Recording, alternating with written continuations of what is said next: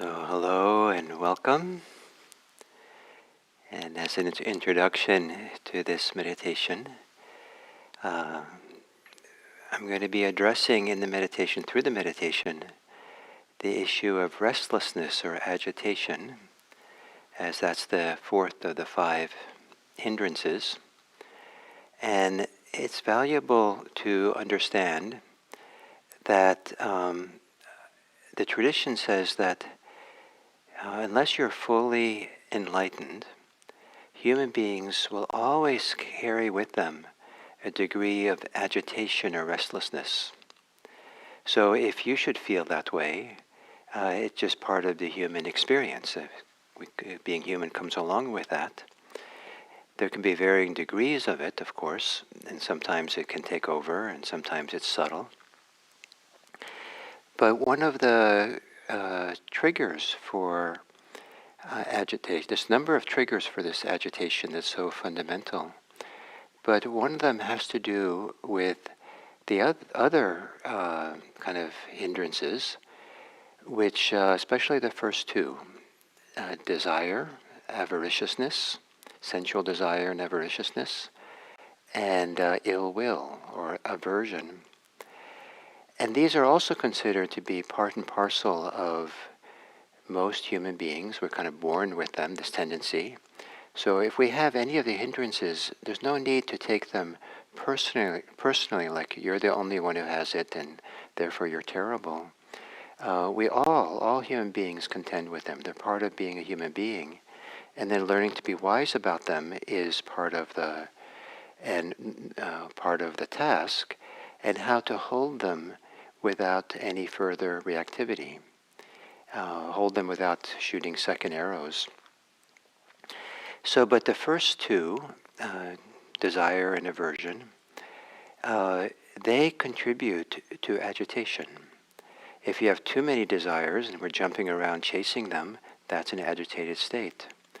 If our desires are frustrated, or if somehow we have desires but we can't act on it, but we feel the strong desire to do something, even healthy desires, appropriate desires, if we're held in check by society, family, work, anything, that energy of the desire that we want to do is held in check, and then in check it kind of vibrates, it's there with pressure that agitates.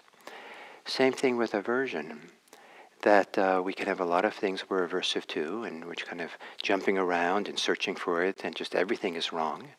And so agitation itself, aversion itself is agitating, but also kind of frustrated aversion which doesn't seem to be able to do anything or accomplish anything, that's held in check or held back or just kind of, unempowered or something. Not that we should empower our ill will, but still it's held in check. And so there's something agitating there, just it's vibrating and with the pressure there.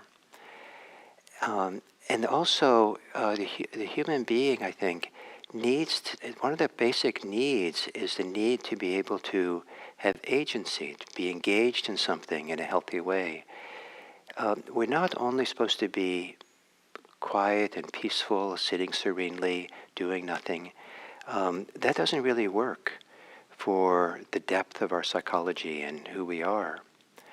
And so when desires and aversions create agitation, when the frustration of them adds to frustration, what we call upon, what can really support us, is to do something wholeheartedly that we value, maybe that we love, that do something which really we can put ourselves into, so the whole psychophysical system can have the experience of, yes, we have some agency, we can do something here, we can settle some of this maybe inherent agitation by doing one thing really well or thoroughly.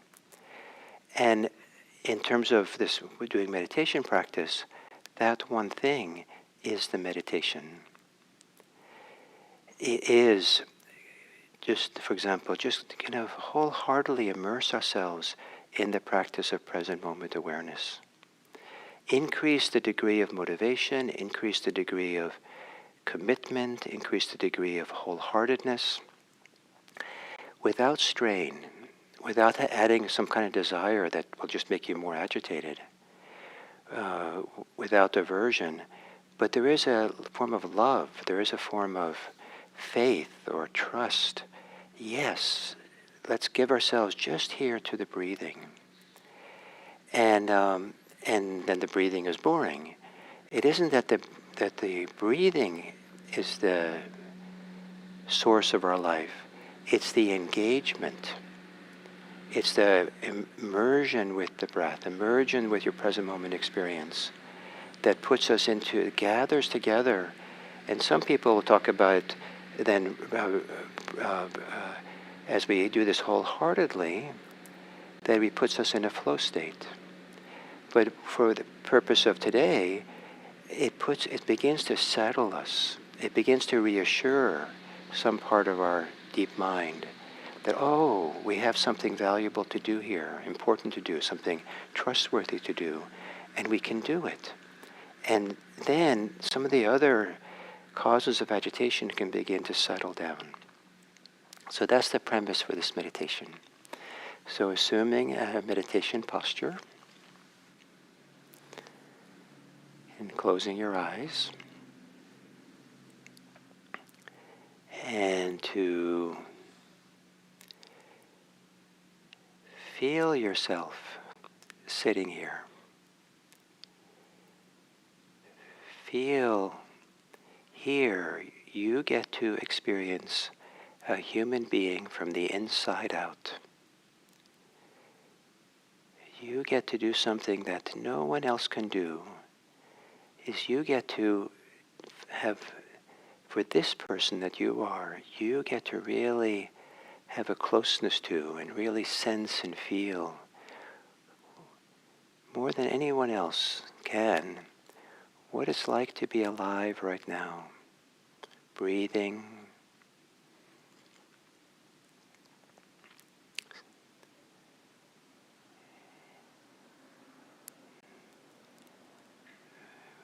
any sensation that you experience, pleasant or unpleasant, any feeling that you have is a symptom that you're experiencing life as it's being lived, inside, from the inside out. And it's your task to care for this life. It's your task to participate in this life wholeheartedly.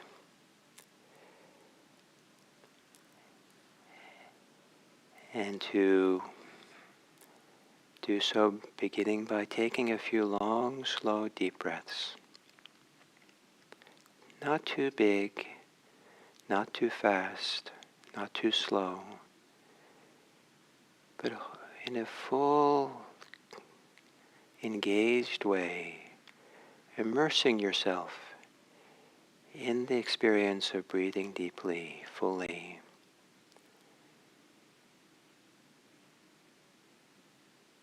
Expanding chest, as you lifting shoulders maybe.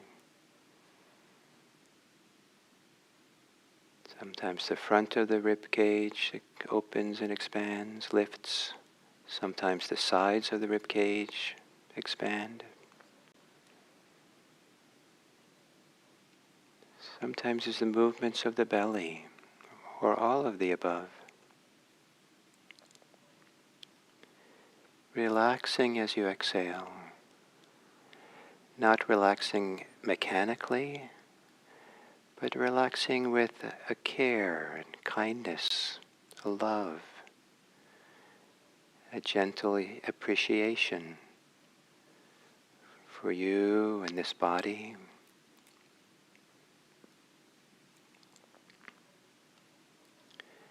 Letting your breathing return to normal.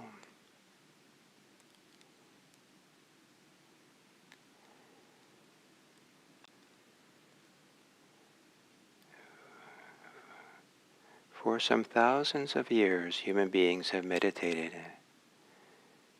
following their breathing, following the sensations in the body of breathing in and breathing out. People have entered the world of breathing wholeheartedly. They've trusted it. They found it to be a doorway to engaging with life in a full, immersive way with something very simple. Trusting breathing, trusting the process of opening and receiving, of intimacy.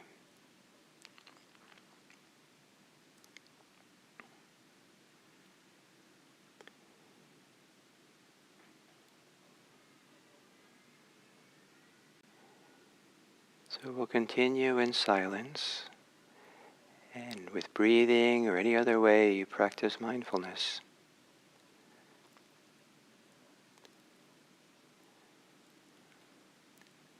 Let it be an act of devotion or trust or love or wholeheartedness to give yourself to the meditation without strain,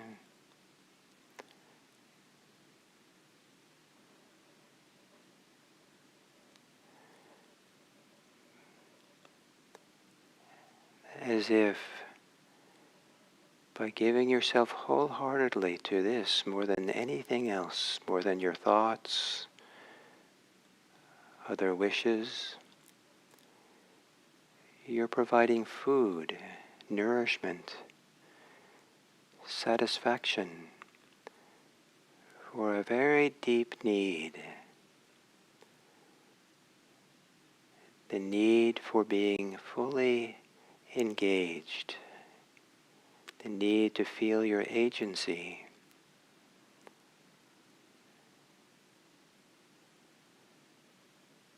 And whenever your mind wanders off in thought,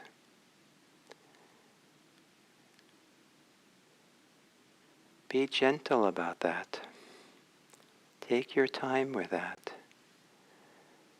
To recognize it, know it, where the recognition is part of this wholehearted, here I am, this is what's happening. Just staying present, knowing, is invaluable. Knowing this life as it unfolds.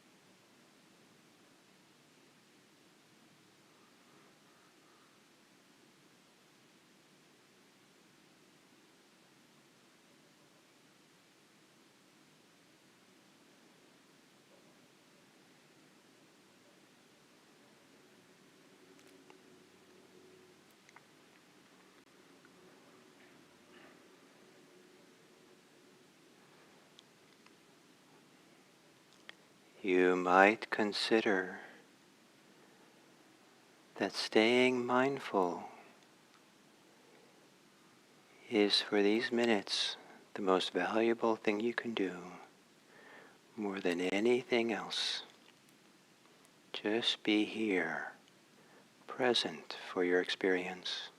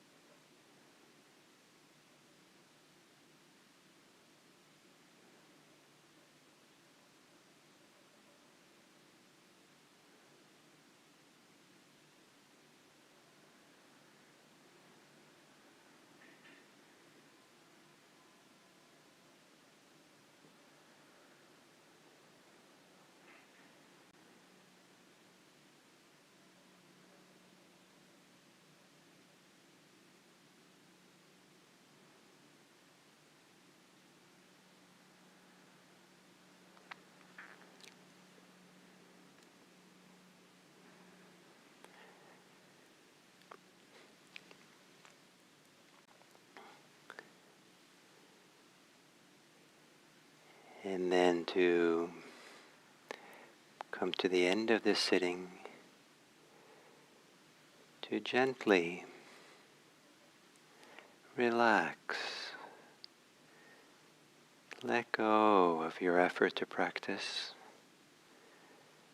Allow yourself just to be here and now in a simple way.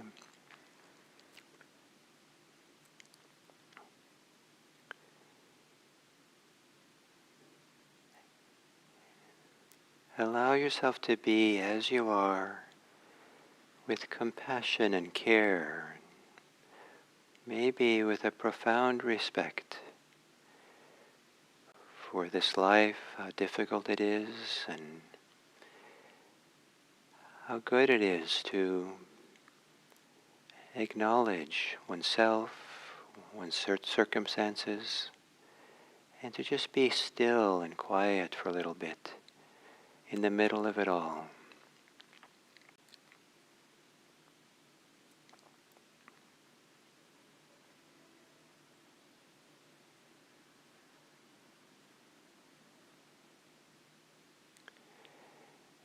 And out of the stillness, or out of the sweetness, or out of the care, compassion,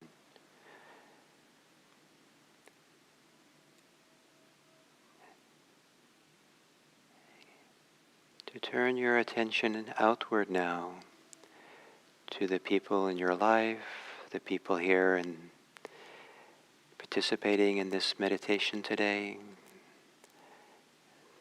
people in the wider world around you.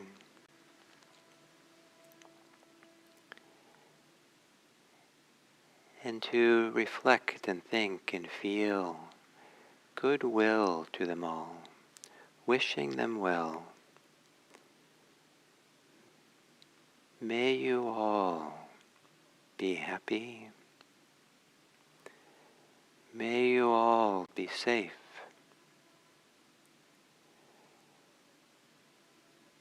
May you all be peaceful. May you all be free.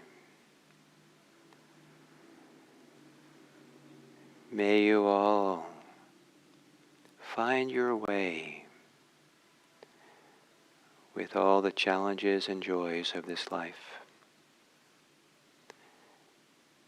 And may we all support each other in this life that we share.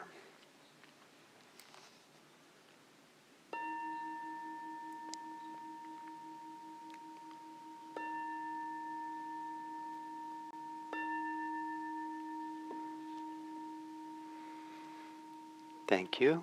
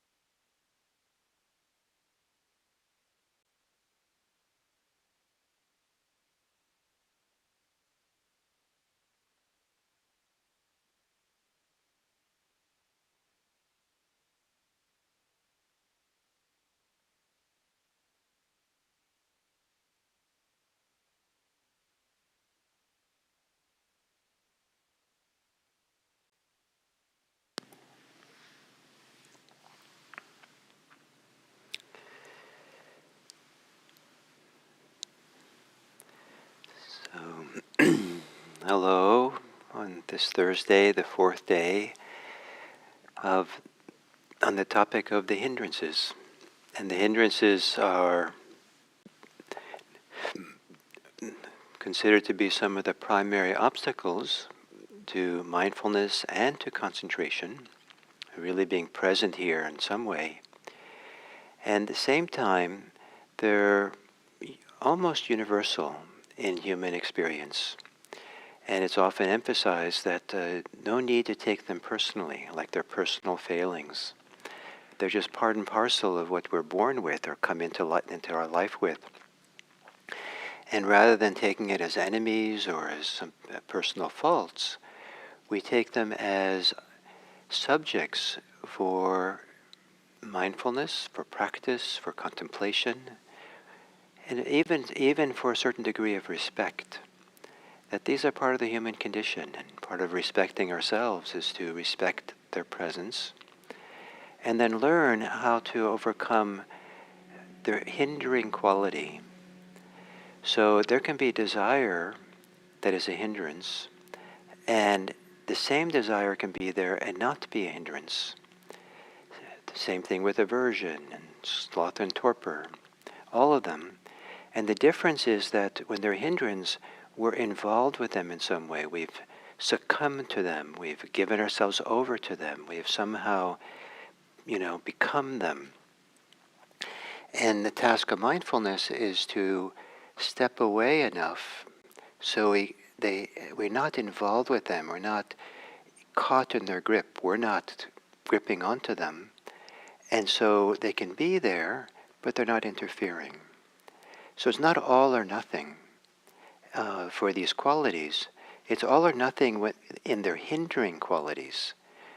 In the sense that we can either have them as a hindrance, or we can see them well enough and clearly enough that they no longer are a hindrance. They're just phenomena, one more thing that we're aware of. And in that way, we're beginning to take refuge or put our faith into, our life energy into the process of being mindful. And learning how to be present and aware, mindful, clearly recognizing what's happening without identifying with it, without reacting to it, without being bothered by it, and learning how to be free from it.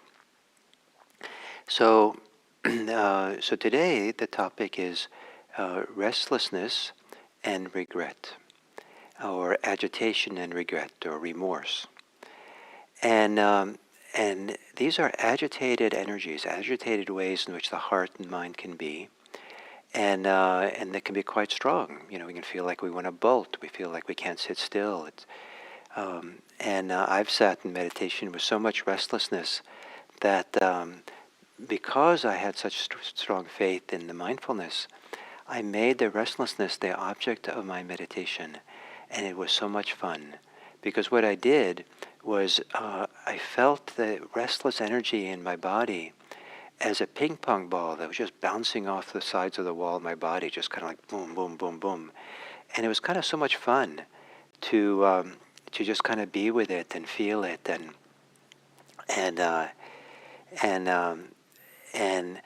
rather than identify with it, rather than being bothered by it or reacting to it, even having aversion to something like restlessness is being caught in its grip.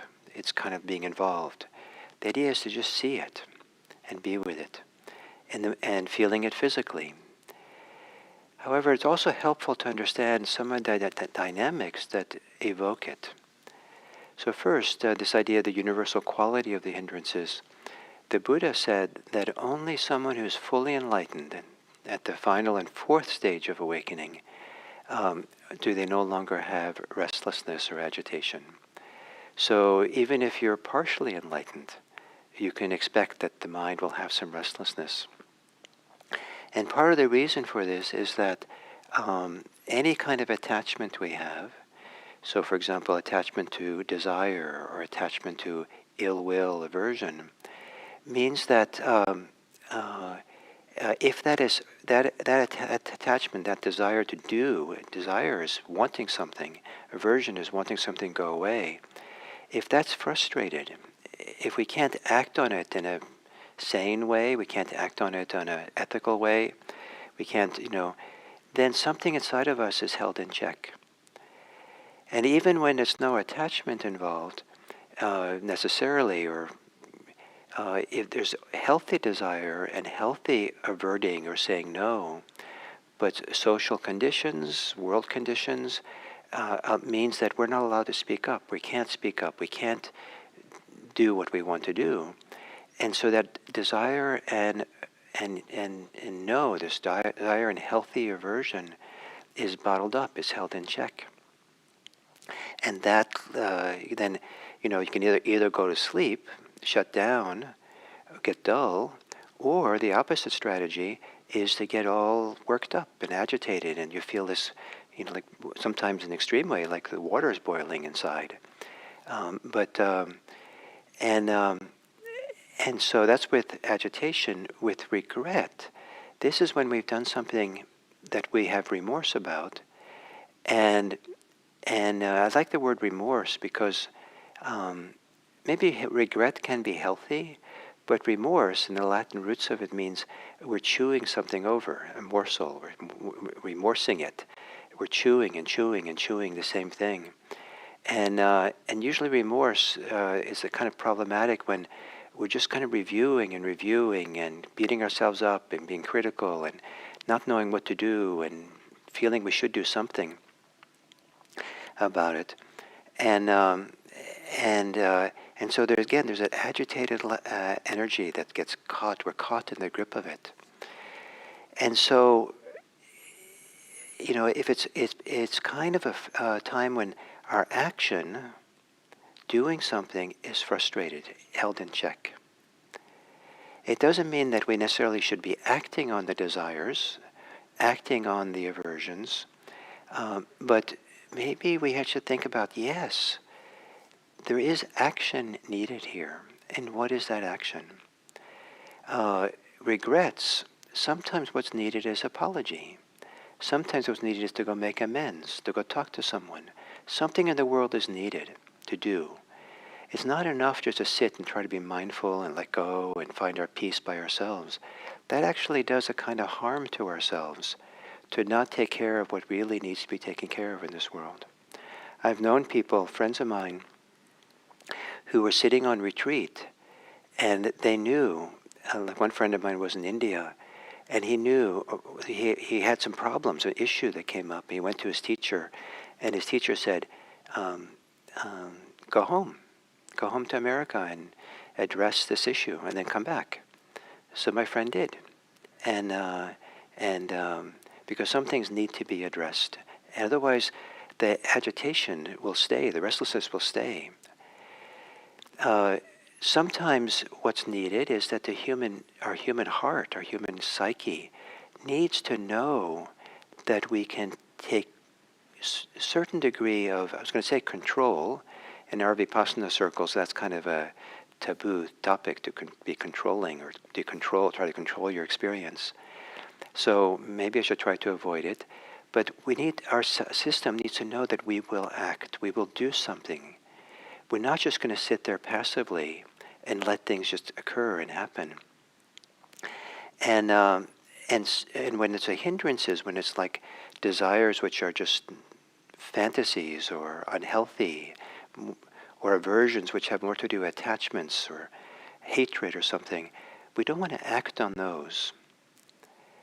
But our heart, our mind, needs to know that we can act. We're not holding ourselves in check. And engaging in the process of mindfulness, being mindful of avariciousness, greed, being mindful of aversion, and having faith and confidence, this is the practice. This is a valuable thing to do. There's no doubt the better action is to be mindful of these than to allow them to still kind of boil over. Or the better action is to be clearly present for them rather than giving in to them. Something in our system appreciates that we're doing. We're engaged. And how to engage so that it's the engagement of mindfulness is not itself agitating, is the art. That the engagement itself is settling, makes us more peaceful. And the reference point I want to make is an athlete, like someone who runs, who goes running as a sport, and they it takes a lot of physical energy to do a long run. But some people get into a flow state. They get absorbed in it, and certainly, everything comes into harmony, gets unified, and it gets really a sense of flow and quiet. Maybe even something in the mind gets really still, and they're really present. There's a way of expending energy that is completely harmonious and promotes calm and peace. So if meditation is only about trying to find peace, trying to relax and settle and not do and not do and not do, we actually might be doing a disservice to that part of our inner life that needs to feel like we can do something, we can act, we can move forward. We're not always held in check. And then there's a combination of these. Something like anger sometimes needs to be given its freedom, but not freedom for us to act on it. But if it doesn't give it its freedom to be in process, then again there's agitation. And so the marvel about this meditation and some other situations in life where it's safe to let the anger flow through us, but we know how to do it without participating in it, without getting involved in it or reactive to it. And sitting in meditation, learning how to have a good upright posture, or it doesn't have to be upright, but an intentional posture where we're not going to collapse into something or get involved in it. And then staying mindful the best we can, and giving freedom to these movements, even of desire sometimes, so we can see it clearly, so we can make space for it, so that something can begin to shift in the freedom of letting it flow. We don't want to feed it, but we don't want to repress it. And that also then begins overcoming the restlessness of things being held in check. So I think what I'm saying today is not necessarily easy to understand in practice, but because the lesson that sometimes we have to act, engage, can lend itself to somehow being more agitated and more tense. But I'm trying to point to another possibility. And one of the ways to understand it is that one of the most valuable things actions that we can give ourselves to, and it is an activity, it is kind of an action, is the action of being aware, action of being mindful. And being mindful in a way that's relaxed, at ease, unbothered by what we know. Where knowing is fully something we trust. We immerse ourselves in this mindfulness practice, immerse ourselves in being really here, but in such a way that there's no tension in the knowing.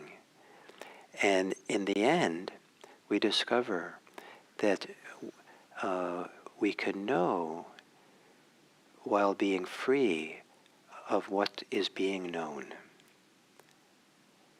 And that knowing becomes really nurturing, nourishing for that part of our heart or inner life that needs to know that we're here and engaged in doing something very important.